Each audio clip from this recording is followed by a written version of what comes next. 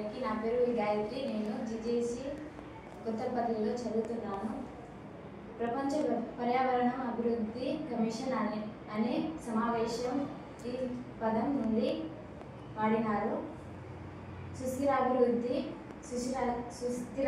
అంటే తెలుగులో సుస్థిరమైన అని అర్థం. దీనిని కొంతకాలం పాటు కొనసాగగలిగే లేదా పర్యావరణానికి తక్కువ నష్టం లేదా నష్టం లేకుండా ఎక్కువ కాలం కొనసాగే అని కూడా చెప్పవచ్చు. బ్రాండ్ట్ల్యాండ్ కమిషన్ 1987 ప్రకారం భవిష్యత్తు తరాలను సంక్షేమం దెబ్బతినకుండా ప్రస్తుత తీరం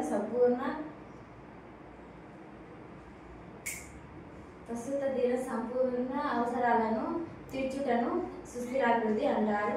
దీని పర్యావరణ వనరులు, పునరుద్ధం కాని వనరులు, ఆర్థిక వ్యవస్థ అంటారు. పర్యావరణం, సమాజం, ఆర్థిక వ్యవస్థ మధ్య సమతుల్యతను సాధిస్తూ అభివృద్ధిని కొనసాగగలిగే సుస్థిరాభివృద్ధి. సుస్థిరమైన అనగా పర్యావరణం పరంగా, ఆర్థిక పరంగా మరియు సామాజిక పరంగా దీర్ఘకాలం పాటు సాధ్యమయ్యేది.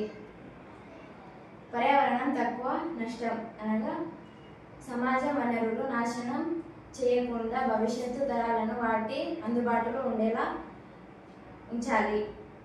మానసిక ఆరోగ్యం అనేది ఒక వ్యక్తి ఎలా ఆలోచిస్తాడో, ప్రవర్తిస్తాడో మరియు విభిన్న జీవిత అవసరాలను మరియు మార్పు ఎలా నియంత్రిస్తాడో అనే మొత్తం ఆరోగ్యం.